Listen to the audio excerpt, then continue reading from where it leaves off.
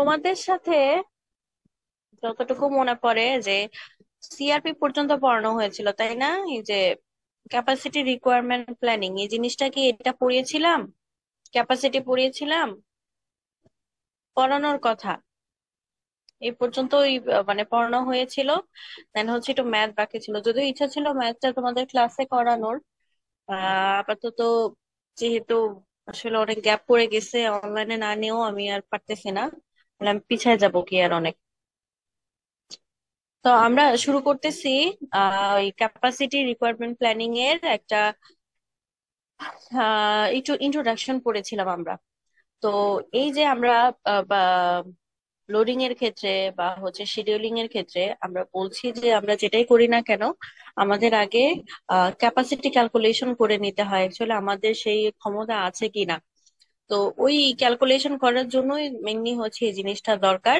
মোটামুটি এখানে যে আমরা নর্মালি দুটো ইকুয়েশন দেখতে পাচ্ছি, এটার মাধ্যমে আমরা ক্যালকুলেশন করি একটা প্রোডাকশন ফ্লোরে, বা হচ্ছে স্পেসিফিক একটা দিনের জন্য স্পেসিফিক একটা যদি আমরা ক্যালকুলেশন করতে চাই, তাহলে ক্যাপাসিটি কতটুকু হবে, প্রোডাকশনের ক্যাপাসিটি কতটুকু হবে সেটার ক্যালকুলেশন এটার মাধ্যমে করা যায়।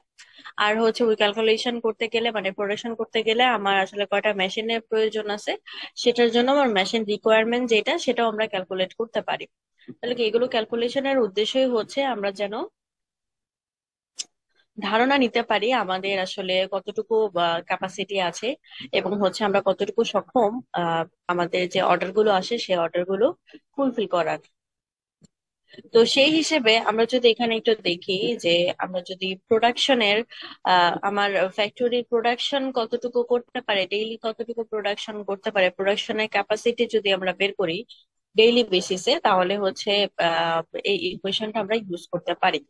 সবার প্রথমে আমার কি লাগবে, নাম্বার অফ মেশিন। মানে হচ্ছে কি প্রোডাকশন করতে গেলে আমি যেই স্পেসিফিক স্টাইলের জন্য একটা শিফটের হয়তো প্রোডাকশন চাই, বা একদিনের জন্য প্রোডাকশন ক্যাপাসিটি চাই। তো সেই কাপড়টা তৈরি করতে গেলে বা সেই স্টাইলটা তৈরি করতে গেলে আমার আসলে কয়টা মেশিন দরকার আছে, সেই মেশিনের নাম্বারটা আমরা এখানে বসাবো। সাথে মেশিনটা রান করতে গেলে মেশিনের ক্যাপাসিটি কত, মানে হচ্ছে মেশিনটা কয় ঘন্টা চলতে পারে। এখানে হচ্ছে ক্যাপাসিটিটা আওয়ারে হয়, যে মেশিনটা কয় ঘন্টা চলতে পারে, কতক্ষণ ও রানিং অবস্থায় থাকতে পারে সেটা আমরা দিব। নর্মালি দেখা যায় মেশিনের ক্যাপাসিটি হচ্ছে, আমরা যদি ধরি আমাদের এক একটা শিফট হচ্ছে 8 ঘন্টা করে, তাহলে মেশিনের ক্যাপাসিটি হবে 8 আওয়ার্স। মানে 8 ঘন্টা যদি কাজ চলে, 8 ঘন্টার 8 ঘন্টায় কি মেশিন চলে? বা হচ্ছে আমরা যে দেখি সুইং ফ্লোরে যে মেশিন গুলো দিয়ে আমরা সেলাই করি, বা ডাইং ফ্লোরে যে মেশিন আমরা ডাই করি, সেটা শিফট যতক্ষণ হয় ততক্ষণ কি আর চলে? চলে না। কারণ কি এখানে কিছু আমাদের অ্যালাউন্স আছে, কিছু মেশিনের রেস্ট টাইম আছে, মেশিনকেও রেস্ট দিতে হয়, না হলে মেশিন নষ্ট হয়ে যায় তাড়াতাড়ি। তো এই অ্যালাউন্স গুলো ধরে আমরা ধরলাম যে আধা ঘন্টা হচ্ছে, আবার মানুষজন খাওয়ার জন্য ব্রেক নেয়, চা পানি খাওয়ার জন্য ব্রেক নেয়, এই মিলিয়ে আমার 1 ঘন্টা হচ্ছে তোমার চলে যায়। মানে মেশিন রেস্টে থাকে 1 ঘন্টা, তাহলে আমার অ্যাভেলেবেল যদি বলি মেশিনের রানিং যে ক্যাপাসিটি, সে ক্যাপাসিটিটা হচ্ছে 7 ঘন্টা। হ্যাঁ, তো এটা কিন্তু কোনো ফিক্স না। হ্যাঁ, মেশিনের ক্যাপাসিটি এটা ফিক্স না, এটা ডিপেন্ড করছে কি ধরনের মেশিন, তারপরে হচ্ছে কোন ফ্যাক্টরি, এক এক ফ্যাক্টরির যদি বলি ক্ষমতা এক এক রকম, কাজ করার ওয়েও একরকম, কর্মঘন্টাও এক এক রকম, সো সেই হিসেবে করা। তো নর্মালি আমরা হচ্ছে 8 ঘন্টা কেন ধরি, কারণ হচ্ছে আমাদের শিফটিং গুলো 8 ঘন্টা করেই হয় নর্মাল যে নিয়ম অনুযায়ী, সেই নিয়ম অনুযায়ী করা। তারপরে যার যতটুকু আহ শিফটের টাইম, সে ততটুকু সময় ধরেই করবে। তো আমরা এখানে ধরলাম মেশিনের ক্যাপাসিটি হচ্ছে 7 ঘন্টা। তারপরে ইউটিলাইজেশন ক্যাপাসিটি, এখানে ইউটিলাইজেশন বলতে বোঝে এই যে আমরা মেশিন ম্যান ইউটিলাইজ করব, কোন মেশিনে কোন ম্যান, তারপরে কেমন ভাবে ওরা কাজ করবে, সেইটার একটা ক্যাপাসিটি বলা হয়েছে। তো নর্মালি সেটার ক্যাপাসিটি 90 থেকে 95% ধরা হয়। তো এটা হচ্ছে একটা পার্সেন্টেজের উপরে, তো তো এটা কোনো ফিক্স না। যেই অর্গানাইজেশন যত ভালো ইউটিলাইজ করতে পারে তার র ম্যাটেরিয়াল, তার ম্যান মেশিন ম্যাটেরিয়াল, সবকিছুই তার উপর ডিপেন্ড করে। তো সেই হিসেবে ধরা হয় 90 থেকে 95। নর্মালি হচ্ছে আমরা ম্যাথ যখন করতে যাই 95% নিতেই যে ধরি তার ক্যাপাসিটি ভালো। লাইক কিছু থাকে না, তোমরা আগেও তো কিছু ম্যাথ ট্যাথ করে এসেছো এই টাইপের, যে ইফিসিয়েন্সি একটা পার্সেন্টেজ দেওয়া থাকে, 90% ইফিসিয়েন্সি, 95% ইফিসিয়েন্সি। এটাও কিন্তু সেম ওরকম, যে ও কতটুকু ক্যাপাসিটিতে ইউটিলাইজ করতে পারে সেটার একটা পার্সেন্টেজ দেয়া হয়। আর এবং হচ্ছে স্ট্যান্ডার্ড সাইকেল টাইম, এটা হচ্ছে ঘন্টায় হবে। স্ট্যান্ডার্ড সাইকেল টাইম মানে হচ্ছে স্ট্যান্ডার্ড মিনিট ভ্যালু যেটাকে আমরা বলি, মানে ওই স্পেসিফিক একটা গার্মেন্ট তৈরি করতে কত সময় লাগতে পারে। তোমাদের ক্লাসে বলেছিলাম না যে নর্মালি যদি একটা টি শার্ট তৈরি করি 6 মিনিট লাগবে। ওইটা কি আর এক একটা স্টাইলের, মানে এক একটা গার্মেন্টের তোমার হচ্ছে স্ট্যান্ডার্ড সাইকেল টাইম এক এক রকম। তো দেখা যায় যে স্পেসিফিক স্টাইলটা বা যে স্পেসিফিক গার্মেন্ট আমরা তৈরি করতেছে তার জন্য যে সময়টা লাগতেছে, অন্য একটা স্টাইলের জন্য সময়টা চেঞ্জ হচ্ছে। সো আমরা স্পেসিফিক যে স্টাইলটা ধরতেছি সেটার জন্য ধরো সময় লাগলো 6 মিনিট। সো 6 মিনিটকে আমার কিসে প্রকাশ করতে হবে? আওয়ারে নিয়ে যেতে হবে, মানে মিনিটকে আমি আওয়ারে কনভার্ট করব। এটা হচ্ছে প্রোডাকশনের আমার হচ্ছে ইকুয়েশন। সো আমরা একটু যদি ম্যাথের দিকে চলে যাই, আসলে এটা যেহেতু আমার ক্লাস ওয়ার্ক ছিল, এখানে আমি কোনো সলভ করি নাই, তো তোমরা একটু মনোযোগ দিয়ে দেখবে, এবং হচ্ছে স্লাইড তো ক্লাসরুমে দেওয়াই আছে, ওখান থেকে তোমরা নিজেরা করবে। নেক্সট ক্লাসে যখন আমার সাথে দেখা হবে তখন তোমরা প্রত্যেকেই এটা দেখাবা যে করতে পেরেছো কিনা, বা অ্যান্সারটা কত আমাকে বলবা। আমি এখানে অ্যান্সারটা বলছি না আপাতত, আমি জাস্ট তোমাদের একটু সমাধান করে দিচ্ছি যে কিভাবে করতে পারো। তো এখানে আসলে সমাধানের কিছু নাই, এটা কোনো বোঝানোর কঠিন ইকুয়েশন না, এটা খুবই সিম্পল একটা ইকুয়েশন। দেখতেই পাচ্ছ যে এখানে আমার মেশিনের নাম্বার দেওয়া আছে, মেশিনের ক্যাপাসিটি, ইউটিলাইজেশন পার্সেন্টেজ, এবং হচ্ছে স্ট্যান্ডার্ড মিনিট ভ্যালু বা সাইকেল টাইমটা কত হবে সেটা কিন্তু সবই দেওয়া, মানে কোশ্চেনের মধ্যে যাতে বলবে দেখো সব ইনফরমেশন দেওয়া। দেখতে পাচ্ছি যে আমাদের মেশিন হচ্ছে 12টা, মানে 12টা মেশিন দিয়ে তুমি হচ্ছে তোমার ওই প্রোডাক্ট স্পেসিফিক যে স্টাইলটা সেটা তৈরি করতেছো। সেটার জন্য তোমার সময় লাগতেছে 6 মিনিট। আমি যেটা বলেছিলাম যে মিনিটকে আমার আওয়ারে কনভার্ট করতে হবে, 60 দিয়ে ডিভাইড করে আওয়ারে নিয়ে যাব। মেশিনের ক্যাপাসিটি, সেটাও বলেছিলাম যে আমরা যদি এক শিফটের জন্য ধরে, একটা শিফট যেহেতু 8 ঘন্টায় হয়, তো এখানে কিছু অ্যালাউন্স ট্যালাউন্স ধরে আমরা ধরলাম এখানে 7 ঘন্টা হচ্ছে ক্যাপাসিটি। ইউটিলাইজেশন 95 থেকে 90% পর্যন্ত হয়। সো তুমি যেটা ইচ্ছা ধরতে পারো, তো নর্মালি হচ্ছে এটা আমি ফিক্স করে দিব, দেয়া হয়। তো তোমাদের জানানোর জন্য এখানে হচ্ছে একটা আহ ইয়েটা দেওয়া কি আর 90 থেকে 95, তো নর্মালি আমরা 95% ধরি, ওকে। এখন বলা হয়েছে তোমার এই প্রোডাকশনের ক্যাপাসিটি বের করো 21 দিনের জন্য এবং 30 মান্থের জন্য। তো 21 দিনের জন্য করলে কি হবে? তুমি এখানে হচ্ছে নর্মাল যেই ক্যালকুলেশনটা করতে সবগুলো ডাটা এখানে বসাবা, সেমই।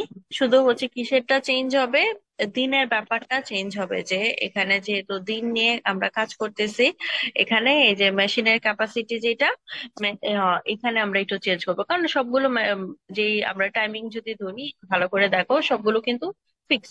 খালি কিটা চেঞ্জ হবে, মেশিনের ক্যাপাসিটিটা চেঞ্জ হবে, কারণ একদিনের জন্য যদি হিসাব করি তাহলে ঠিক আছে। তাহলে এখন যদি তোমাকে বলি তুমি বের করো ইয়ের জন্য কত, 21 দিনের জন্য কত, তাহলে জাস্ট মেশিনের ক্যাপাসিটিটার সাথে 21 কি করবা, মাল্টিপ্লাই করে দিবা। যা হয় সেটাই তোমার হচ্ছে অ্যান্সার। কথা কি বুঝতে পেরেছি আমরা? আমরা যদি বলি একদিনের জন্য কত, তাহলে হচ্ছে কি যেটা দেওয়া আছে 7 আওয়ার বা 8 আওয়ার সেটা ঠিক আছে। বাট এখন যদি বলি 21 দিনের জন্য কত, তাহলে কি চেঞ্জ হবে? আমার মেশিনের নাম্বার অফ মেশিন তো চেঞ্জ হয় না, আমার হচ্ছে টাইমটা, স্ট্যান্ডার্ড যে টাইম সেটাও তো চেঞ্জ হবে না, সেটা 6 মিনিট, প্রত্যেকটা গার্মেন্টের জন্য 6 মিনিটই থাকবে। ইউটিলাইজেশন ক্যাপাসিটি 95%, সেটা সেটাই থাকবে। তাহলে কি চেঞ্জ হয়? আমার হচ্ছে মেশিনের যে ক্যাপাসিটি, মানে হচ্ছে কি সময়টা চেঞ্জ হইতেছে, যে আগে একদিনে 7 ঘন্টা কাজ করতো বা 8 ঘন্টা কাজ করতো, এখন তাহলে 21 দিনে কত করবে, 21 × 8 হবে, বা 21 × 7 যেটা আমার দেয়া থাকে সেটা হবে। সেটা আমরা যদি 21 দিনের জন্য বের করি, এখন কোশ্চেন হতে পারে এখানে কেন ম্যাডাম 21 দিন? 21 দিন ধরা হয়েছে এই পার্সপেক্টিভে যে আমাদের 4টা সপ্তাহ, 4টা সপ্তাহে যদি আমরা এইভাবে হিসাব করি যে 2 দিন 2 দিন করে বন্ধ, এবং হচ্ছে একটা দিন এক্সট্রা তোমার সরকারি বিভিন্ন ছুটি থাকে, গভর্নমেন্ট ছুটি থাকে, সেই হিসেবে হচ্ছে ধরা হয়েছে 21 দিন। এখানে তোমার আরো আমরা কম ধরতে পারি, মানে আমাদের ফ্যাক্টরি গুলোতে তো সত্যি বলতে যে 2 দিন কোথাওই বন্ধ নাই, তাই না? তো আমাদের ক্ষেত্রে কতদিন হবে? আমরা যদি ধরি ওখানে 1 মাসে 4 সপ্তাহ, 4 সপ্তাহে 4টা শুক্রবার পরে, তাহলে 30 থেকে 4 বাদ দিলাম 26 দিন, আর হচ্ছে একটা এক্সট্রা যদি পাবলিক হলিডে থেকে 25 দিন। তো আমাদের এখানে যদি বলি ক্যাপাসিটি বের করো 25 দিনের জন্য, তাহলে এইভাবেই আসলে বলা হয়। আচ্ছা, সেটা হইতে পারে। আবার যদি বলা হয় তুমি মাসের জন্য হিসাব করো, মানে 1 বছরের জন্য, মানে 24 মাসের জন্য, 1.5 বছরের জন্য, 30 মাসের জন্য, সেভাবেও বলা হতে পারে। যে এখানে আমরা দেখতে পাচ্ছি বলা হচ্ছে তুমি এটার প্রোডাকশন ক্যাপাসিটি 30 মাসের জন্য ক্যালকুলেশন করো। সেম ওয়েতেই হবে। তো আমরা কি করব, এখন মাস যেহেতু হিসাব করব, মাসের সাথে দিনটা মাল্টিপ্লাই করে দিব। তাহলে আমার হচ্ছে টোটাল যে মেশিনের ক্যাপাসিটি সেটা মাসের জন্য ক্যালকুলেশন হয়ে যাবে। আমি আবার বলছি, এখানে কিন্তু সবই ফিক্স, শুধু কোনটা চেঞ্জ হইতেছে আমার মেশিনের ক্যাপাসিটি, কারণ মেশিনটা আমার একদিনে চলতেছে, 2 দিন চলতেছে, প্রতিদিনই চলবে। সো সেই চেঞ্জ যদি বলি, চেঞ্জ হচ্ছে শুধু মেশিনের ক্যাপাসিটিটা।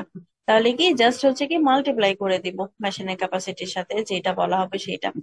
যেহেতু মাসেরটা বলা হয়েছে, মাসের জন্য আমরা কি করব, অ্যাভেলেবেল আমার দিন কয়টা, 1 মাসে অ্যাভেলেবেল দিন এখানে আমরা দেখতেছি 21 দিন, তাই না?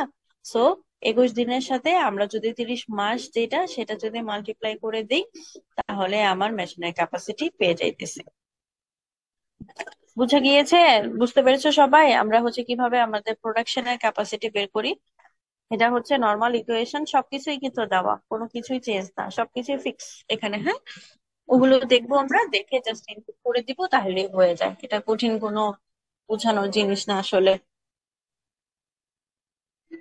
তারপরে আমরা যদি দেখি যে মেশিন রিকোয়ারমেন্ট, আমরা তো প্রথম ইকুয়েশনটা দেখলাম যে প্রোডাকশন করতে গেলে আমার কয়টা মেশিন লাগতেছে, এটা নাম্বারটা দেওয়া আছে। তো চাইলে তোমার হচ্ছে ফ্যাক্টরির জন্য কয়টা মেশিন লাগবে তুমি সেটা calculation করতে পারো। হুম, তো সেটার জন্য আমাদের ইকুয়েশন দেওয়া আছে। সেটা যদি আমরা দেখি, বলা আছে কি standard cycle time. Standard cycle time যেটা, সেটা আমরা মাত্রই বুঝে এসেছি, আমাদের প্রোডাকশন ক্যালকুলেশনের জন্য স্ট্যান্ডার্ড সাইকেল টাইমটা প্রয়োজন আছে। হ্যাঁ,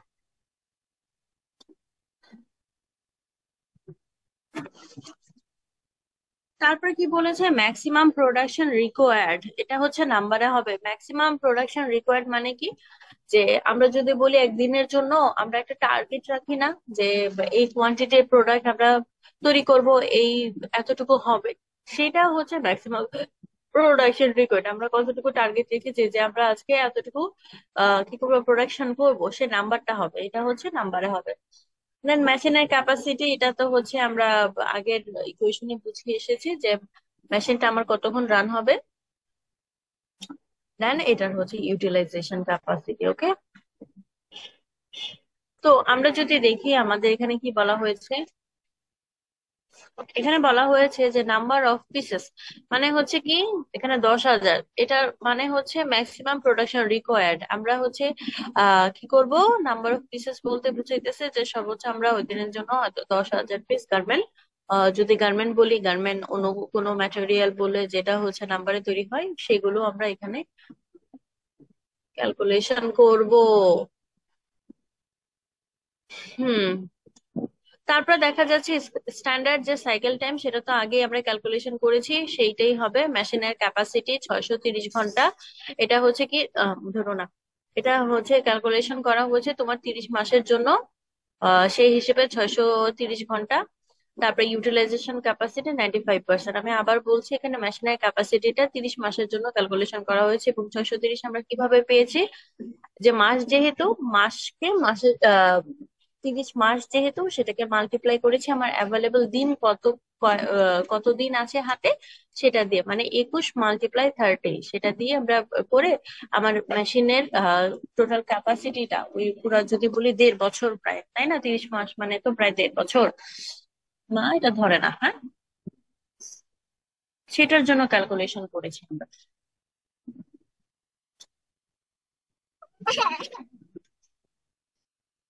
এটা চার্জে দিয়েছি তো।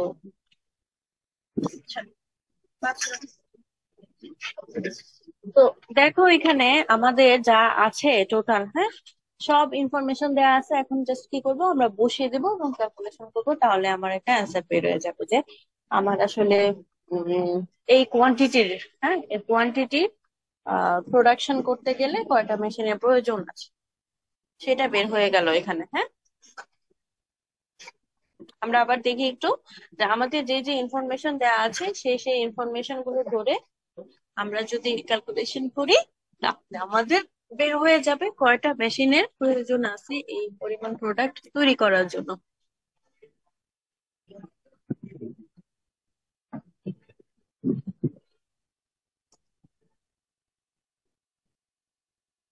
তো পারা যাবে আশা করি। তোমরা সবাই একটু করে নিয়ে আসবে। নেক্সট আমাদের মনে হয় কালকেই ক্লাস আছে। ওইটার সাথে সুন্দর করে একটু চেষ্টা করবে করার জন্য। আমরা একটু ক্রস চেক করবো কি আর ঠিকঠাক হয়েছে কিনা। ওকে, এটা ছিল আমাদের ক্যাপাসিটি। তোমাদের এটা বাকি ছিল, এর জন্য তোমাদের এটা একটু দেখিয়ে দিলাম। এবং শিডিউলিং নিয়ে আমি তোমাদের আরেকদিন অনলাইন নিয়েছিলাম, তখন এগুলো সব পড়িয়েছিলাম। তো এগুলো আজকে আর আলোচনা করব না। আজকে আমরা আলোচনা করব এখান থেকে মাস্টার শিডিউলিং, যেটা তোমাদের পড়ানো বাকি ছিল। হ্যাঁ, মাস্টার শিডিউলিং। আচ্ছা, শিডিউলিংটা কি আমরা আরেকবার রিক্যাপ করি। এটা ছিল কি, আমরা হচ্ছে স্পেসিফিক কোনো জবকে যখন কোনো মেশিনে দিব, হ্যাঁ, তখন আমরা তাকে লোডিং বলি। তো এখন এই যে লোডিংটা আমরা করব, কোন সময়ে করব? কাজগুলো তো আর একটা প্রোডাক্ট বা একটার মধ্যে সীমাবদ্ধ থাকে না। সো অনেকগুলো সময়ের প্রয়োজন আছে। তো ওই সময়টাকে আমরা যখন একটা চার্টে লিপিবদ্ধ করি, যে আমরা আসলে সিকোয়েন্সটা কোনটার পর কোনটা হবে সেটা হচ্ছে সিকোয়েন্স অনুযায়ী দিই, আমরা যখন টাইমিংটা দিই তখন আমরা তাকে বলছিলাম শিডিউলিং। এটা ছিল আমাদের শিডিউলিং এর নর্মাল ডেফিনেশন। আর হচ্ছে মাস্টার শিডিউলিং ধরে কি হবে, এই আমরা যে কাজটা করছি, যে সিকোয়েন্সটা একটা সময়ের ভিতরে লিপিবদ্ধ করতেছি, সেটা যখন হোল আমার প্রোডাকশনের জন্য করব। হোল প্রোডাকশন মিন্স একদম তোমার রিসিভ অর্ডার থেকে প্রোডাক্ট ডিসপ্যাচ পর্যন্ত। হ্যাঁ, অর্ডার রিসিভিং থেকে ডিসপ্যাচ পর্যন্ত আমরা যদি হোল ওই একটা কোয়ান্টিটির অর্ডারের একটা স্টাইলের যদি আমরা একটা শিডিউলিং করি, তখন এটাকে আমরা বলতেছি মাস্টার শিডিউলিং। দেখো এখানে বলেছি, এবং এই জিনিসটা প্রয়োজন তোমার overall production plan for the next several month, আগামী কয়েক মাসের জন্য। এটা কিন্তু স্পেসিফিক একটা মাসের জন্য না, হ্যাঁ, এটা আগামী কয়েক মাসের জন্য হবে। সো এখানে কি করা হয়, অনেক কিছু করা হয়, ফোরকাস্টিং করা হয়, তোমার ক্যাপাসিটি কি হবে সেটা প্ল্যান করা হয়, ইনভেন্টরি কি হবে, কতটুকু ইনভেন্টরি তোমার প্রয়োজন আছে। তো এখানে কিন্তু হিউজ ক্যালকুলেশনের প্রয়োজন। ছোটখাটো জাস্ট প্রোডাকশন শিডিউলিং আমরা যদি বলি বা একটা স্পেসিফিক সেক্টরের জন্য ধরি, সেটা না। এখানে আমার প্রয়োজন হচ্ছে হোল সাপ্লাই চেনের টোটাল সিনারিওটা এখানে চলে আসবে, হোল সাপ্লাই চেনের টোটাল টাইমিংটা এখানে চলে আসবে। তো এই জন্য এখানে বলা যে আমরা যদি এটা করতে চাই, এখানে আমার কি লাগবে, ফোরকাস্টিং করতে হয় যে ভবিষ্যতে আমার কি কোয়ান্টিটির প্রোডাক্ট তৈরি হইতে পারে, এবং সেটার জন্য আমার কি কি ক্যাপাসিটির প্রয়োজন আছে, কতটুকু আমরা হচ্ছে আসলে ক্যাপাবল এই প্রোডাক্ট তৈরি করার জন্য। দেন হচ্ছে প্রোডাক্ট তৈরি করে আমি যে ইনভেন্টরিতে রাখবো, আমার ইনভেন্টরি হোল্ড করার মতো ক্যাপাসিটি আছে কিনা সেটাও ক্যালকুলেশন করা। দেন হচ্ছে আমরা প্রোডাকশনের কাজ শুরু করে দিব এই মাস্টার শিডিউলিং এর মাধ্যমে। তারপরে কি করব, আবার হচ্ছে ডিটারমাইন করে productive capacity, final results into and product or delivery of customer order.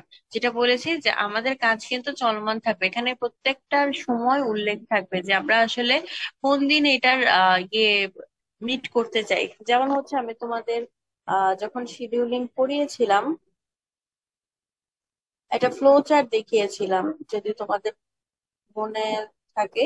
এই যে দেখেছো, এইটা ছিল কি, আগামী কয়েক সপ্তাহের জন্য আমরা কি কি করতে চাই সেটার সুন্দর করে একটা টাইম লাইন দেওয়া ছিল। এইটাকে আমরা বলতেছি শিডিউলিং, তাই না?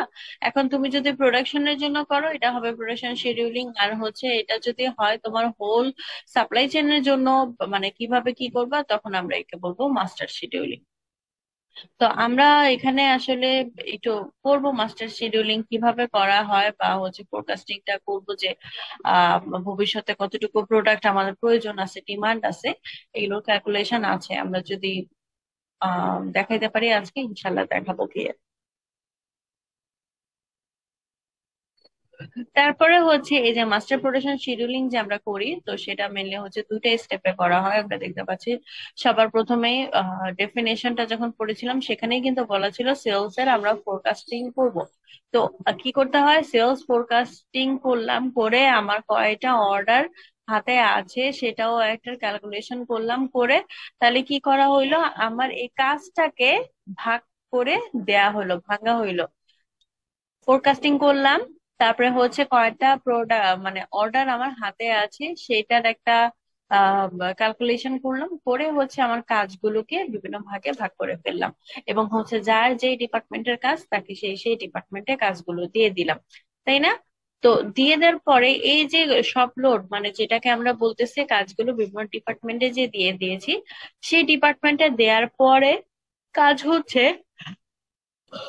আমার ক্যাপাসিটি প্ল্যান কতটুকু এবং হচ্ছে কারেন্ট সব ইনফরমেশন, হ্যাঁ, আমার কতটুকু ক্যাপাসিটি আছে এবং হচ্ছে কতটুকু আমি প্রোডাক্ট আসলে তৈরি করার জন্য ক্যাপাবল, সেগুলোর একটা ক্যালকুলেশন করে অ্যানালাইসিস করা যায় আসলে আমরা যেটা চেয়ে ফোরকাস্টিং করেছিলাম, আমরা যেটা চেয়েছিলাম আমরা সেটা তৈরি করতে পারতেছি কিনা। হুম, সেটা এখানে একটু দেখা হয়। সো এখানে তুমি জাস্ট ফোরকাস্ট করলা, ইয়ে করলা, এতটুকুর মধ্যে কিন্তু আমরা সীমাবদ্ধ থাকবো না, আমাদের কাজে হচ্ছে ফোরকাস্টিং করে দেখা যে আমরা ওই ওই ফোরকাস্টেড অ্যামাউন্ট প্রোডাক্ট তৈরি করতে আসলে কতটুকু সক্ষম, এবং সেটা কিন্তু একটা সময় ধরে বেঁধে দেওয়া, একটা টাইমলাইন দিয়ে দেওয়া। এখানে হচ্ছে আবার ওই সেই ইনভেন্টরির কথা চলে আসতেছে, আমার ফ্যাসিলিটি ক্যালকুলেশন করার কথা চলে আসতেছে, যে আমার প্ল্যান্ট কতটুকু ক্যাপাবল সবকিছু করতে। তো এটা যদি করি তখন আমরা তাকে বলতেছে মাস্টার প্রোডাকশন শিডিউলিং। এটা এরকম একটা স্টেজে করা হয় এবং হচ্ছে কোনো স্টেপ বাই স্টেপ আস্তে আস্তে তোমার হচ্ছে এক একটা যদি বলি আমরা ডিপার্টমেন্ট এক একটা এগুলো আমরা কি করি, ধরি ক্যালকুলেশন করি, করে দেন হচ্ছে আস্তে আস্তে করি। তারপরে দেখো এখানে হচ্ছে বলা হচ্ছে আমরা যে মাস্টার প্রোডাকশন শিডিউলিংটা করছি, তো করতে গেলে আমার কিছু ইনফরমেশনের দরকার আছে, আমরা এটা ডেফিনেশন, তারপর এটা কিভাবে করতে হয় সেটার স্টেপস যখন পড়ছি বারবার, বলাই হচ্ছে যে আমার ফোরকাস্টিং করতে হবে, ক্যাপাসিটি প্ল্যানিং করতে হবে, এগুলো করার প্রয়োজন আছে। তো আসলে এইগুলোই ইনফরমেশন, হ্যাঁ, যে আমার একটা কাজ করতে গেলে কি কি প্রয়োজন আছে সেই জিনিসটাই হচ্ছে ইনফরমেশন। তো আমরা এখানে হচ্ছে একটা সুন্দর একটা ফ্লো চার্টের মাধ্যমে যদি বলি, ফ্লো চার্টের মাধ্যমে ইনফরমেশন কি কি লাগবে সেটার একটা ব্রেকডাউন করা আছে বা হচ্ছে ফ্লো চার্ট দেওয়া আছে, হ্যাঁ। তো দেখি কি কি ইনফরমেশন দেওয়া। সবার প্রথমে আমরা যদি নিচের দিকে তাকাই, একদম নিচের এখানে তো দেখাইতে পারতেছে না, দেখো মাস্টার শিডিউল লেখা আছে, একটা মাস্টার শিডিউল, হ্যাঁ। তো এখানে আমাদের মেন কাজই ছিল কি এই শিডিউলিংটা করা। তো এটা করতে গেলে আমার আস্তে আস্তে উপরের জিনিসগুলো দরকার। তো উপরের কি জিনিসগুলো দরকার, সবার প্রথমে aggregate load generation and analysis. মানে হইতেছে আমি যে প্রোডাক্টটা তৈরি করব, সেই প্রোডাক্টটা তৈরি করার জন্য আমার আসলে কি কি জিনিস প্রয়োজন না প্রয়োজন আগে সেটা অ্যাগ্রিগেট করতে হবে, একসাথে করতে হবে, হ্যাঁ। আমি কোন মেশিনে কতটুকু দিব, কোন ম্যানকে কতটুকু কাজ দিব, আমার ক্যাপাসিটি কত, এগুলো আমার হচ্ছে একসাথে করতে হবে। এগুলো করতে গেলে আমার আশেপাশে দেখো অ্যারোতে অনেকগুলো বক্স দেওয়া আছে, সেইগুলোর ইনফরমেশন দরকার। তুমি যখন লোড ক্যালকুলেশন করতে যাও যে আমি কোন মেশিনে কতটুকু দিব, কাকে কতটুকু দিব, প্রোডাকশন ফ্লোরে কয়টা গার্মেন্ট আমি সেলাই করতে দিব, তো এটাকে আমরা বলি লোড এগ্রিগেশন। সেটা আমরা যদি করতে যাই আমার ব্যাক ইনফরমেশন কি দরকার, ব্যাক ইনফরমেশন দরকার হচ্ছে আমার সেলস ফোরকাস্টিং দরকার। অ্যাকচুয়ালি আমরা কতটুকু বিক্রি করতে চাই, তাই না? এটার উপরেই তো ডিপেন্ড করবে আমার বাল্ক প্রোডাকশনটা। তো এই জন্যই বলা যে আমরা কি করব, সেলস এর ফোরকাস্টিং করব। তো সেলস ফোরকাস্টিংটা আবার কিন্তু ডিপেন্ড করতেছে কাস্টমার অর্ডারের উপরেও। হ্যাঁ, তো কাস্টমার অর্ডার অ্যাকচুয়ালি একটা দেয়, আর একটা আমরা কি করে নিই, অ্যাজাম্পশন করে নিই, হ্যাঁ। ওই অ্যাজাম্পশনটাই হচ্ছে কি ওই ফোরকাস্টিং এর সাথে মিলিয়ে আমরা একটা কোয়ান্টিটি ধরে নিই যে এই কোয়ান্টিটির প্রোডাক্ট আমার এই সিজনের জন্য অর্ডার আসতে পারে। তারপর আমরা কি করি, যখন সেই সিজন আসে সেই সিজনে কাস্টমার তাকে স্পেসিফিক অর্ডারটা দেয়। তো দেখা যায় অর্ডারটা ওই আমরা যে ফোরকাস্টিং করেছিলাম নর্মালি ফোরকাস্টিং এর আশেপাশেই হয়। সো এই ফোরকাস্টিংটা কিন্তু এক্সপেরিয়েন্সের উপরেই ডিপেন্ড করে, হ্যাঁ। এবং হচ্ছে কিছু আমরা যদি বলি কিছু ক্যাটাগরি আছে বা হচ্ছে কিছু স্ট্যান্ডার্ড আছে, সেগুলো হচ্ছে ধরে টরে করা হয়। যে ফোরকাস্টিংটা তো আর খালি আন্দাজের উপরে ধরে ধরলাম আর করলাম এরকম না। এটা করা হয় যে প্রিভিয়াস তোমার কেমন সেল হয়েছে, কতটুকু কোয়ান্টিটি অর্ডার ছিল, তারপরে হইতেছে তোমার অ্যাভেলেবল যে মেশিনারিজ ছিল, অ্যাভেলেবল যে তুমি ক্যাপাসিটি যে দিতে পারতেছো, তাহলে সবকিছু মিলিয়েই এই ফোরকাস্টিংটা করা হয়। সো দেখা যাচ্ছে আমাদের মেশিনে যখন আমরা লোড দিব কোনো কিছু, আমাদের সবার প্রথমে এই ফোরকাস্টিংটা দরকার, যে আমি কতটুকু বিক্রি করব এবং হচ্ছে আমার কি কাস্টমার কয়টা অর্ডার দিতেছে, কাস্টমার অ্যাকচুয়াল যে অর্ডার এবং হচ্ছে অ্যাজিউম অর্ডার, সেগুলো আমার এখানে লাগবে। তারপর আমার আরো কি ইনফরমেশন লাগতেছে দেখো, স্টক এবং ইনভেন্টরি। আমার যে প্রোডাকশন হাউস আছে বা হচ্ছে আমার যে ডিস্ট্রিবিউশন সেন্টার গুলো আছে, যদি আমি হোল সাপ্লাই চেনের জন্য ধরি, তো সেইটার ক্ষেত্রে আমার আসলে অ্যাভেলেবল স্টক কতটুকু আছে, আমি যেটা অ্যাজাম্পশন করেছিলাম সেই অ্যাজাম্পশন অনুযায়ী আমি ক্যাপাবল কিনা আমার এই প্রোডাক্ট গুলো ডেলিভারি করার জন্য বা হচ্ছে অর্ডারটা নেয়ার জন্য। এটাকে আমরা বলতেছি আমার অ্যাভেলেবল ইনভেন্টরি কতটুকু আছে সেটা আমার জানা দরকার।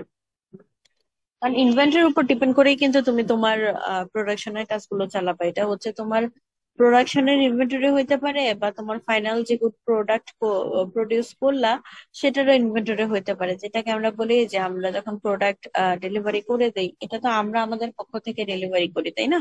তো এই প্রোডাক্ট গুলো কিন্তু যায় আবার কোথায়, বিদেশে যায়। তো ওরা কি করে, ওরাও তো ইনভেন্টরি হোল্ড করে রাখে। এই প্রোডাক্ট গুলো এই কার্টুনে বিভিন্ন ডিস্ট্রিবিউশন সেন্টার গুলোতে যায়, ওখানে যে দেন হচ্ছে আস্তে আস্তে ডিস্ট্রিবিউশন সেন্টার গুলো বিভিন্ন স্টোরে প্রোডাক্ট গুলো সাপ্লাই করে দেয়। তো এটা তো আসলে আরো দূরের ব্যাপার, এটা কিন্তু আমাদের হাতে না। আমরা যেহেতু সাপ্লায়ার, আমাদের হাতে কতটুকু, আমাদের হাতে যেটা আছে আমরা হচ্ছে সেটাই ক্যালকুলেশন করি। আচ্ছা, সেটা হচ্ছে ইনভেন্টরির কথা বললাম। তারপরে হচ্ছে ইঞ্জিনিয়ারিং ম্যানুফ্যাকচারিং ইনফরমেশন।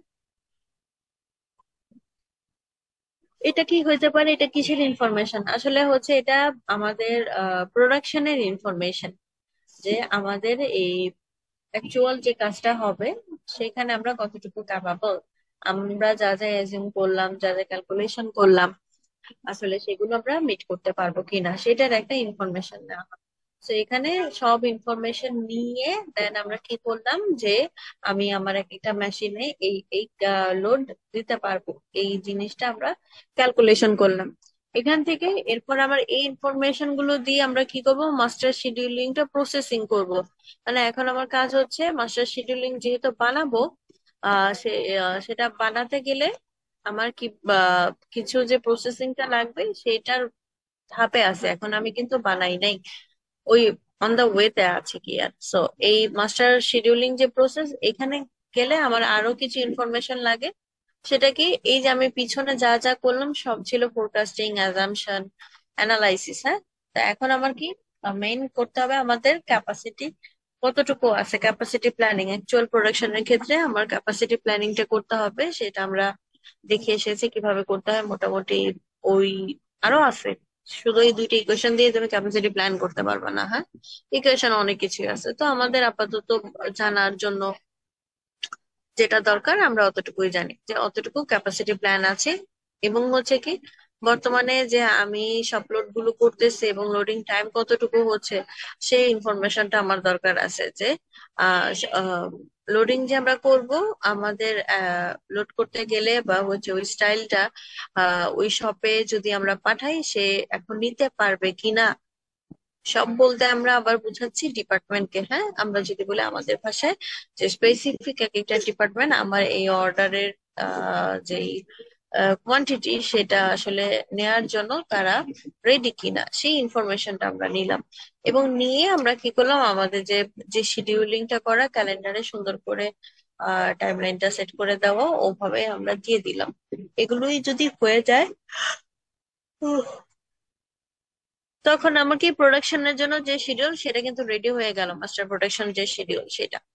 তারপরে বলা হয়েছে এটা যদি রেডি হয়ে যায়, দেন আমার কি হবে, র time schedule for production of final product. তারপরে একটা এস্টিমেটেড আমরা একটা দিয়ে রাখি না, র একটা ডেট দিয়ে রাখি, যে এই ডেটের মধ্যে আমরা প্রোডাক্টটা কমপ্লিট করে দিতে পারবো। সেটা বলা হয়েছে যে একটা এস্টিমেটেড একটা ডেট দিয়ে দাও। নর্মালি তো জানোই, যেটাই আমরা ডেট দিই আমরা চেষ্টা করি সেই ডেটটা মিট করার জন্য।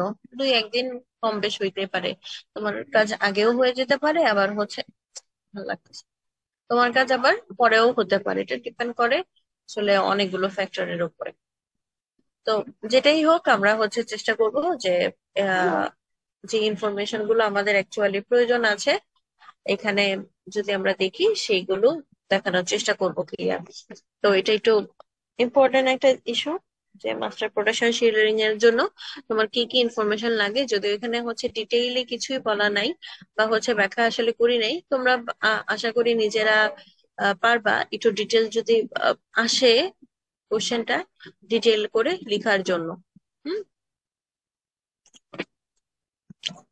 তারপরে হচ্ছে আমরা যে শিডিউলিং দিতেছি, শিডিউলিংটা আসলে দুইটা ভাগে ভাগ করা যায়। মাস্টার প্রোডাকশন শিডিউলিং হইতে পারে, আরেকটা হচ্ছে কি শুধু প্রোডাকশন শিডিউলিং বা হচ্ছে ম্যানুফ্যাকচারিং এন্ড অপারেশন শিডিউলিং। এটা হচ্ছে কি আমরা যে ওই যে আমাদের মেইন যে প্রোডাকশনের কাজটা করব সেই প্রোডাকশনের শিডিউলটা করা। আর মাস্টার শিডিউল কি শুধু প্রোডাকশন না, প্রোডাকশন বাইরেও তুমি যে প্রোডাক্টের অর্ডারটা নিতেছো, তারপরে হইতেছে ফোরকাস্টিং করতেছো, প্রোডাক্টের ডেলিভারি করতেছো, ডেলিভারির পরেও তোমার আবার কি কি ঘটনা ঘটতেছে, হোল আসলে সিনারিওটা থাকবে মাস্টারে। আর প্রোডাকশনে এটা শুধু আমার সেলফ রেসপেক্টিভ ডিপার্টমেন্টের একটা কি থাকবে, শিডিউলিং থাকবে। যদি রেসপেক্টিভ ডিপার্টমেন্ট বলতে এখানে শুধু যে যার ডিপার্টমেন্টের কাজগুলো করবে। যদি থাকে নিটিং ডিপার্টমেন্ট, এই শিডিউলিংটা শুধু নিটিং ডিপার্টমেন্টের জন্য হবে। আর যদি হয় ডাইং, ডাইং এর জন্য আলাদা।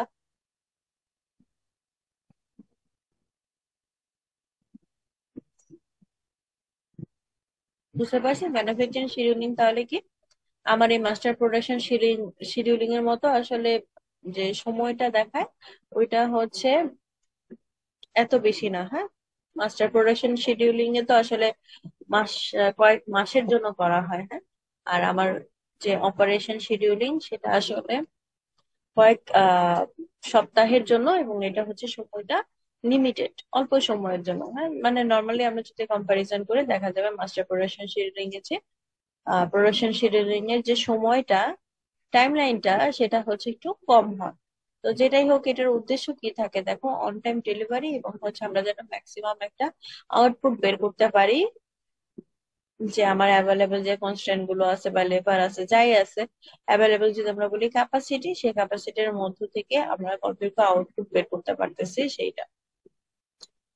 আচ্ছা, তো নর্মালি হচ্ছে এটা ইউজ করা হয় যে আমরা যদি কোনো বটল নেক থেকে থাকে সে বটল নেকটাকে কিভাবে আইডেন্টিফাই করব এবং হচ্ছে কি কিভাবে আমরা ওভারকাম করতে পারি, তাই না? এটা এই কারণেই করা হয় প্রত্যেকটা রেসপেক্টিভ ডিপার্টমেন্টে। আহ বলার উদ্দেশ্যই হচ্ছে যে রেসপেক্টিভ ডিপার্টমেন্টে শুধু একটা প্রোডাক্টের অর্ডার আসে না, অনেকগুলো অর্ডার একসাথে আসে। মানে স্টাইল যদি বলি, সুইং ফ্লোরে একটা বায়ারের আসে না, একটা বায়ারের 10-12টা স্টাইল সর্বনিম্ন কি, আর 10-12টা স্টাইল একসাথে রান হচ্ছে। সো এই যে সুইং প্রোডাকশন ফ্লোরের তাহলে এই শিডিউলিংটা করা এত সহজ না আসলে, অনেকটা। কারণ কি স্টাইল অনেকগুলো, শুধু একটা বায়ার না, 10টা বায়ার নিয়ে যদি কাজ করো, 10টা বায়ারে 10টা যদি থাকে তাহলে প্রায় এখানে 100টা, হ্যাঁ 100টার মতো আইটেম আছে, এগুলো নিয়ে আমাদের কাজ করতে হবে এবং এগুলোর সময়টা আমার ক্যালকুলেশন করে বের করতে হবে।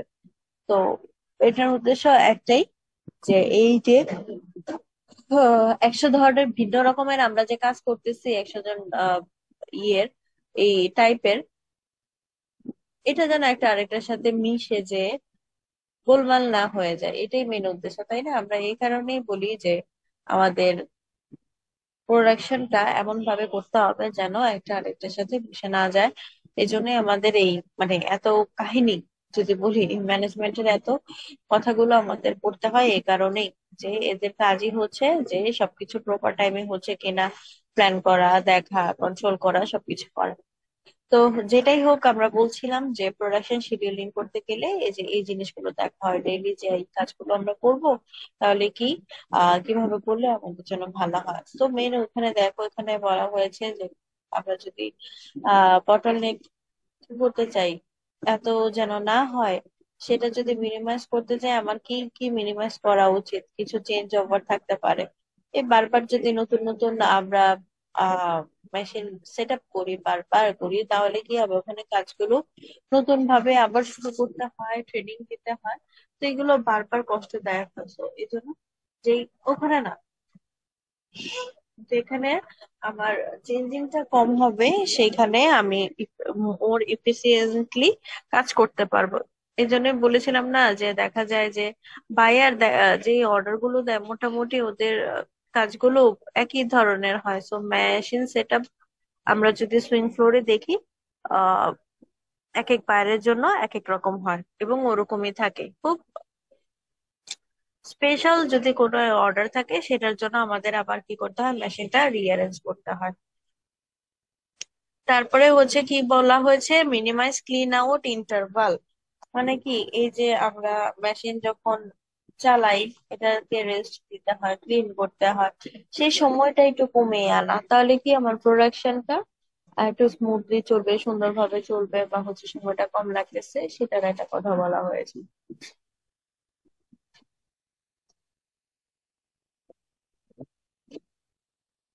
এবং হচ্ছে মেশিনের স্টারভেশনটা আমরা যেন অ্যাভয়েড করতে পারি, এগুলো দেখা। এভাবে যদি আমরা করি, আবার বটল নেকটা কম হবে। আহ এখানে একটা জিনিস ছিল, সেটা হচ্ছে কি, ওই যে তোমাদের মাত্র যেটা পড়ালাম, মাস্টার প্রোডাকশন শিডিউলিং, হ্যাঁ, সেইটার একটা ম্যাথ ছিল। তো এটা ভালো হয় যে তোমাদের যদি একটা এক্সেল ফর্মে দেখাতে পারে, এটা তো জাস্ট স্ক্রিনশট নেওয়া। একটু লাইনে থাকো।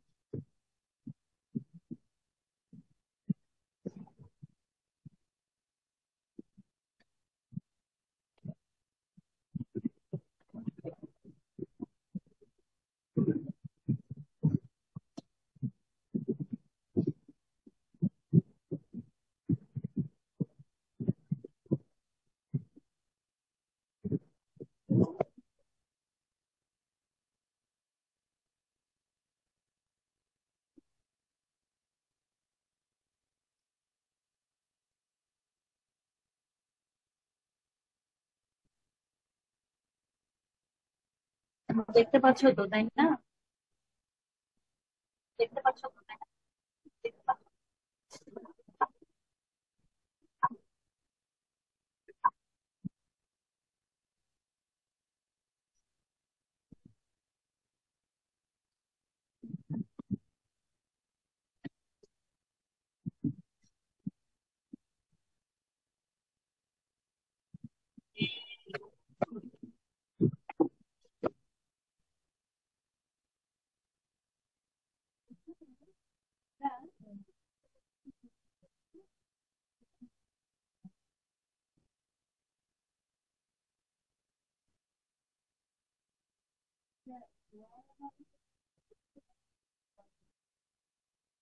তারপর তো আইডিয়া নেওয়া মানে হচ্ছে আমরা যখন শুরু করি।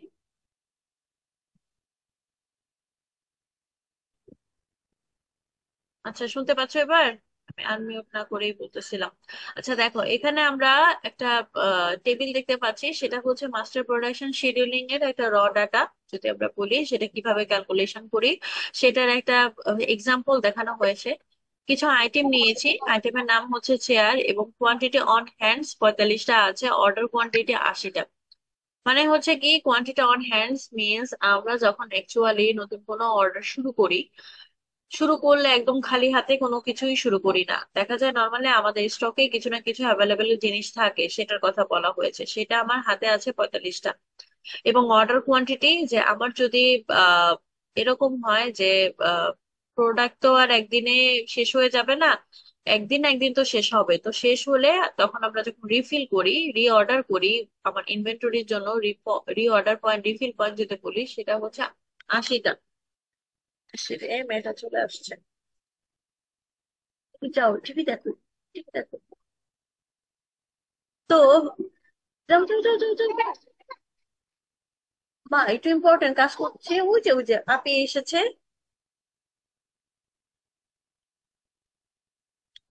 তো সেই হিসেবে আসলে এখানে দেওয়া, তো আমরা একটু খুব দ্রুত দেখার চেষ্টা করি, নাহলে আমার মেয়ে খুব ডিস্টার্ব করে ল্যাপটপ দেখলেই। তো এখানে আমরা দেখতে পাচ্ছি, আমরা যে ক্যালকুলেশনটা করেছি 8 সপ্তাহের জন্য, দেখো উইক 1 2 3 4 5 6 7 8, হ্যাঁ 8 সপ্তাহের জন্য একটা ক্যালকুলেশন বা হচ্ছে শিডিউলিংটা করা আছে, সময়টা দেওয়া আছে। সেখানে বলা হচ্ছে ফোরকাস্টিং যে অ্যামাউন্টটা, সেটা হচ্ছে 20টা করে ধরা হয়েছে প্রথম 3 সপ্তাহে। সরি, 4 সপ্তাহের জন্য 20 20 করে ধরা হয়েছে। তারপরে আস্তে আস্তে কোয়ান্টিটি বাড়ানো হয়েছে। এটা হচ্ছে ডিপেন্ড করে প্রিভিয়াস অর্ডার কোয়ান্টিটি কেমন ছিল সেটার উপরে, আমি আবার বলছি। তারপর দেখা গিয়েছে কিছু কাস্টমার অর্ডার দিয়েছে, দেখা গেল প্রথম সপ্তাহের জন্য অর্ডার পেয়েছিল 23টা চেয়ার, হ্যাঁ। পরের সপ্তাহের জন্য অর্ডার পেয়েছে 15টা, 8টা, এইভাবে কিছু কিছু অর্ডার পেয়েছে, এরকম দেওয়া আছে। তা আসলে এই এখানে যে অর্ডারের কোয়ান্টিটিটা দেওয়া, এটা কোনো ফিক্স না। কারণ কি, যেহেতু বলেছে চেয়ার, তো দেখা যায় আমরা এগুলো যেহেতু আগে থেকে এজিউম করে নেই, তো অর্ডারটা, এই যে 23টা কোয়ান্টিটির যে প্রোডাক্টটা অর্ডার আসছে, সেটা কিন্তু একদিনে আসে না, এক সপ্তাহ আগে আসছে। তো আমরা কি করি, একটা অর্ডার আসলে সেটা ডেলিভারি কবে দিব এটা ডেটটা লিখে রাখি না? ঠিক তেমনি আমার হাতে ওই সপ্তাহের জন্য, প্রথম সপ্তাহের জন্য কয়টা অর্ডার আছে সেটা ক্যালকুলেশন করে আমরা বের করলাম।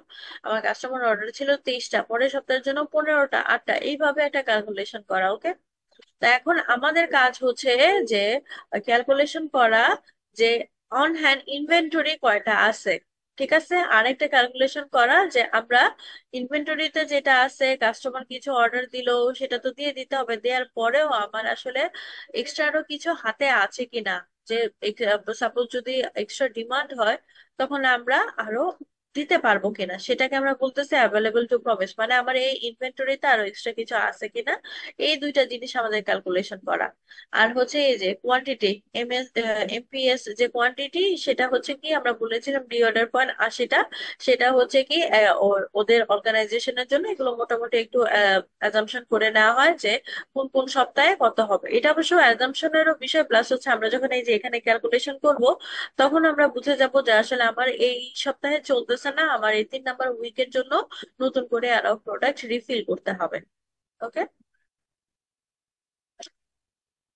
আচ্ছা, সো আমরা হচ্ছে প্রজেক্ট অন হ্যান্ড ইনভেন্টরি প্রথম সপ্তাহের জন্য আমরা একটু ক্যালকুলেশন করি, এখানে কিভাবে 22 হইলো।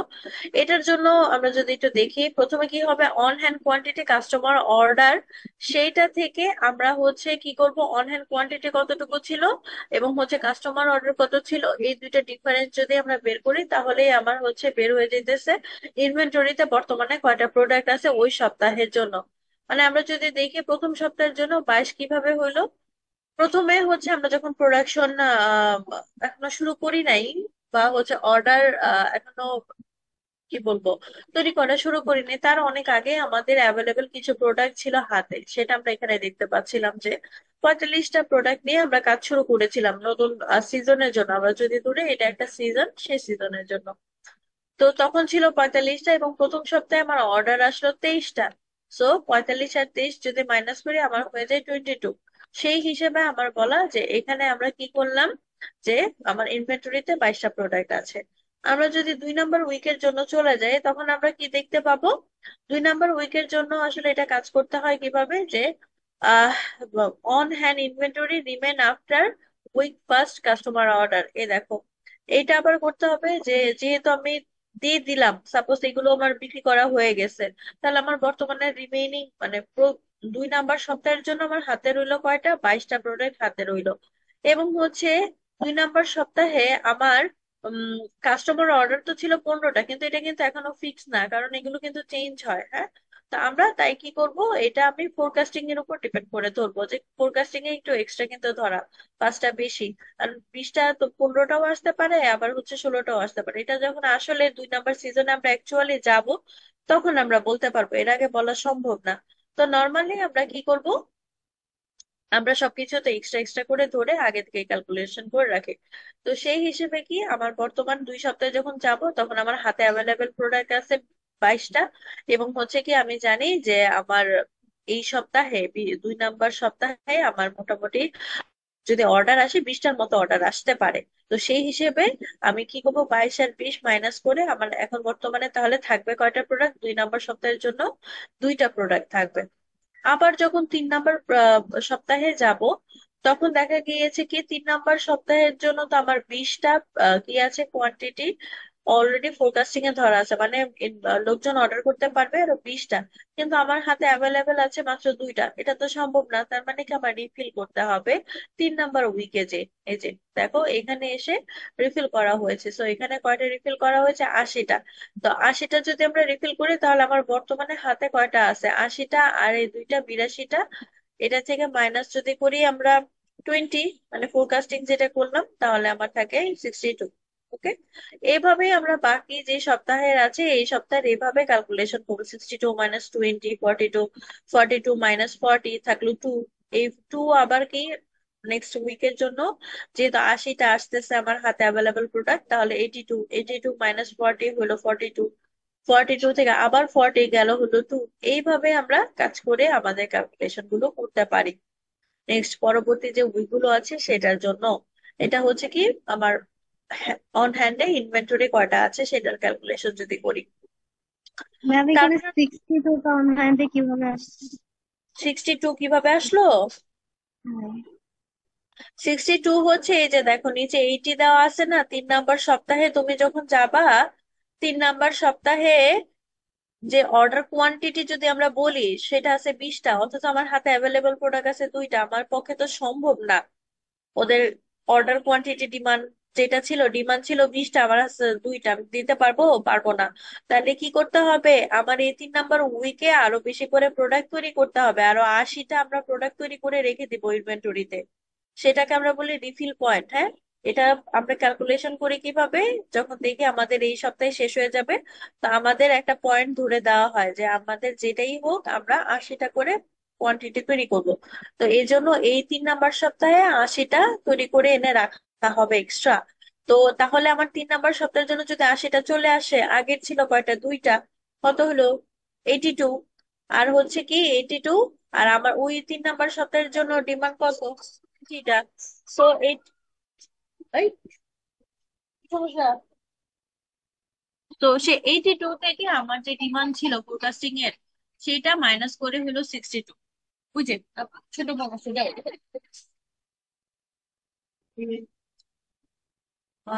যাও।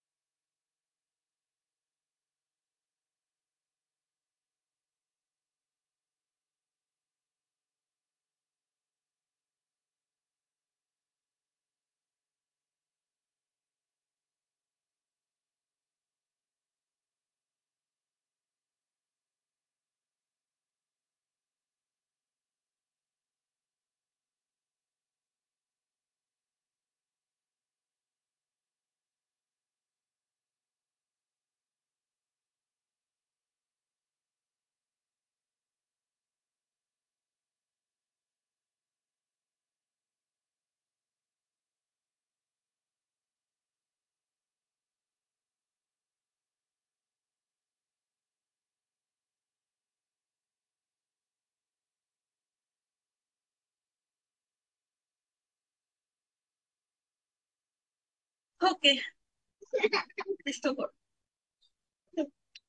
বুঝতে পারছো কিভাবে 62 হইলো।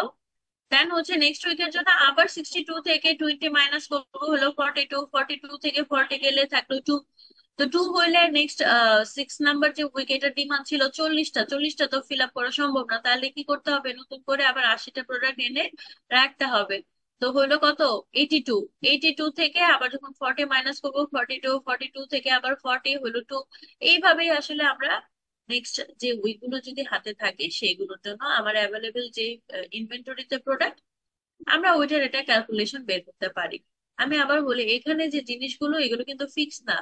দেখো, এমন হইতে পারে 5 নাম্বার উইকে আমরা কিন্তু কাস্টমার অর্ডার কত এখনো জানি না, যেহেতু আমরা আগে থেকে এগুলো কি ক্যালকুলেশন করতেছে, যখন অ্যাকচুয়ালি 5 নাম্বার উইক আসবে তখন অলরেডি এখানে চলে আসবে না অর্ডার কোয়ান্টিটি গুলো। তখন কিন্তু এই যে ডাটাগুলো এগুলো অটোমেটিক কি হবে, চেঞ্জ হয়ে যাবে। এগুলো এক্সেল এর কাজ, তাই না? আমরা যদি ফর্মুলা দিয়ে রাখি, এখানে যদি ফর্মুলাটা দিয়ে রাখি, আমি যদিও ফর্মুলা দিইনি, আমি হচ্ছে এমনি বোঝানোর জন্য এগুলো ফিক্স রেখেছি।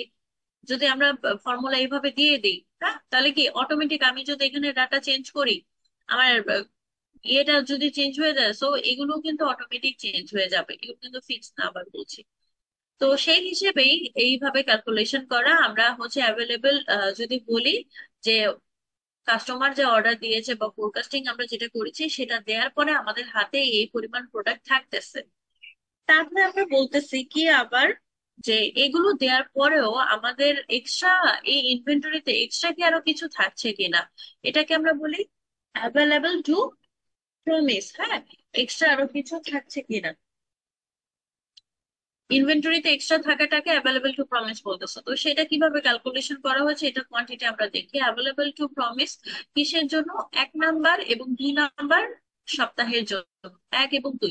তো এটা আবার করা হবে কিসের কিসের উপর ডিপেন্ড করে, আমার যে কাস্টমার অর্ডার আছে এটার উপর, এবং হচ্ছে এই কতটুকু প্রোডাক্ট হাতে ছিল তার উপর ডিপেন্ড করে করা হয়। তো নর্মালি হচ্ছে দেখা যাচ্ছে কি আমার 1 নাম্বার আর 2 নাম্বার সপ্তাহের জন্য কাস্টমার অর্ডার ছিল 23টা, আর 15টা হইলো কত, 38টা।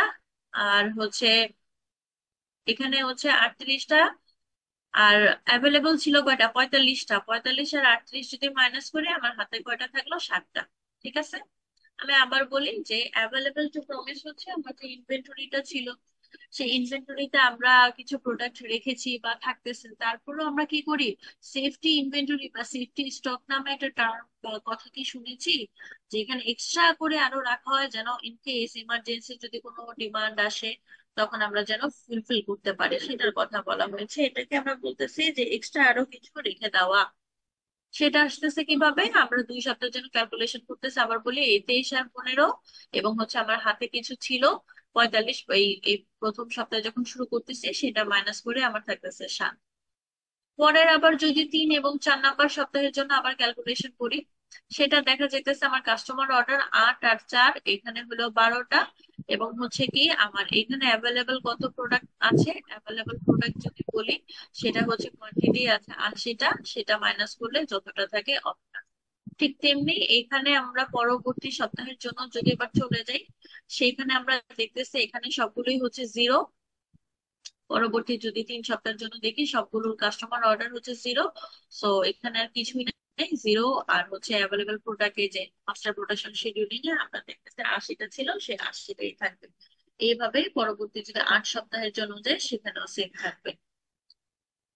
এগুলো কিন্তু চেঞ্জ হবে, সবকিছুই চেঞ্জেবল। হ্যাঁ, বোঝা গেছে কিভাবে আমরা একটা আহ শিডিউলিং করতে পারি কি, আর এটা হচ্ছে খুবই সিম্পল মধ্যে করা।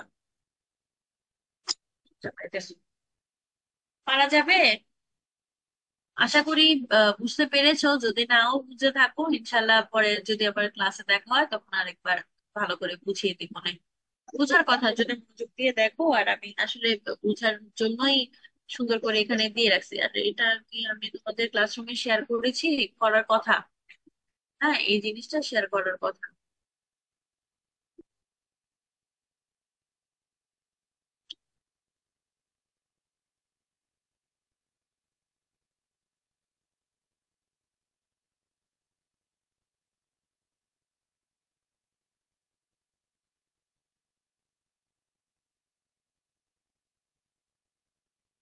ওকে, তো আমাদের যে লোডিং এন্ড চ্যাপ্টারটা ছিল সেটা এই পর্যন্তই ছিল, যে এখানে আমরা কিভাবে করতে পারি এই মাধ্যমে আমার 2 নাম্বার যে লেকচার সেটা শেষ।